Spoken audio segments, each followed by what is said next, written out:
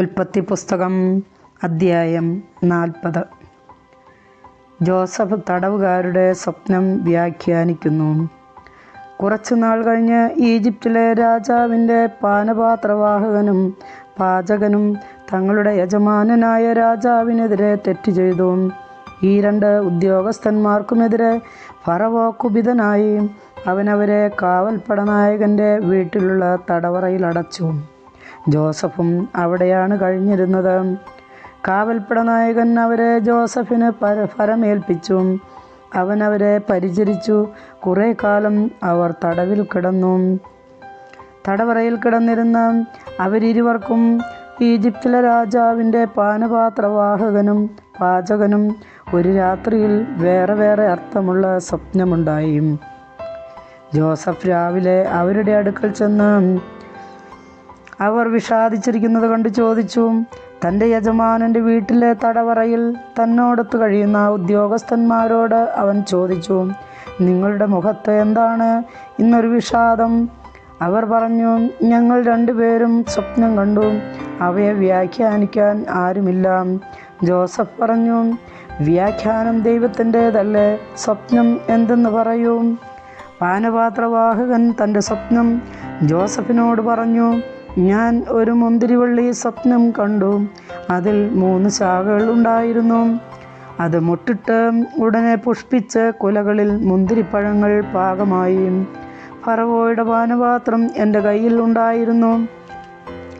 ഞാൻ മുന്തിരിപ്പഴങ്ങൾ എടുത്ത് പിഴിഞ്ഞു പാനപാത്രത്തിൽ ഒഴിച്ച് അവന് കൊടുത്തു. ജോസഫ് അവനോട് പറഞ്ഞു, അതിൻ്റെ വ്യാഖ്യാനം ഇതാണ്, 3 ശാഖകൾ 3 ദിവസങ്ങളാണ്.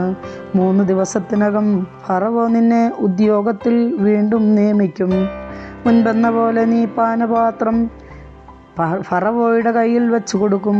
നല്ല കാലം വരുമ്പോൾ എന്നെയും ഓർക്കണം, എന്നോട് കാരുണ്യം കാണിക്കണം. എൻ്റെ കാര്യം ഫറവോയുടെ മുൻപിൽ ഉണർത്തിച്ച് ഈ തടവറയിൽ നിന്നെന്നെ മോചിപ്പിക്കണം. ഹെബ്രായരുടെ നാട്ടിൽ നിന്ന് അവർ എന്നെ മോഷ്ടിച്ചു കൊണ്ടുവന്നതാണ്. ഇവിടെയും അവരെന്നെ ഇരുട്ടറയിൽ അടയ്ക്കത്തക്കതൊന്നും ഞാൻ ചെയ്തിട്ടില്ല. വ്യാഖ്യാനം ശുഭസൂചകമാണെന്ന് കണ്ടപ്പോൾ പാചകപ്രമാണി ജോസഫിനോട് പറഞ്ഞു, ഞാനും ഒരു സ്വപ്നം കണ്ടു. എൻ്റെ തലയിൽ 3 കുട്ട നിറയെ അപ്പമുണ്ടായിരുന്നു. ഏറ്റവും മുകളിലെ കുട്ടയിൽ ഫറവോയ്ക്ക് വേണ്ടി പാകം ചെയ്ത പലതരം അപ്പങ്ങളായിരുന്നു. പക്ഷികൾ വന്ന് എൻ്റെ തലയിലെ കുട്ടയിൽ നിന്ന് അവ കൊത്തി തിന്നുകൊണ്ടിരുന്നു. ജോസഫ് പറഞ്ഞു, അതിൻ്റെ വ്യാഖ്യാനം ഇതാണ്, 3 കുട്ടകൾ 3 ദിവസം തന്നെ. 3 ദിവസത്തിനകം ഫറവോ നിന്നെ പുറത്തിറക്കി മരത്തിൽ കെട്ടിത്തൂക്കും. പക്ഷികൾ നിന്റെ മാംസം തിന്നുകയും ചെയ്യും. 3-ാം ദിവസം ഫറവോയുടെ പിറന്നാളായിരുന്നു. തൻ്റെ വേലക്കാർക്ക് അവൻ ഒരു വിരുന്ന് നൽകി. പാനപാത്രവാഹകനെയും പാചകപ്രമാണിയെയും പുറത്തു കൊണ്ടുവന്ന് വിധി കൽപ്പിച്ചു. പാനപാത്രവാഹകനെ ഉദ്യോഗത്തിൽ തിരികെ നിയമിച്ചു. അവൻ പാനപാത്രം ഫറവോയുടെ കയ്യിൽ കൊടുത്തു. എന്നാൽ പാചകപ്രമാണിയെ അവൻ തൂക്കിക്കൊന്നു. ജോസഫ് വ്യാഖ്യാനിച്ചതുപോലെ തന്നെ സംഭവിച്ചു.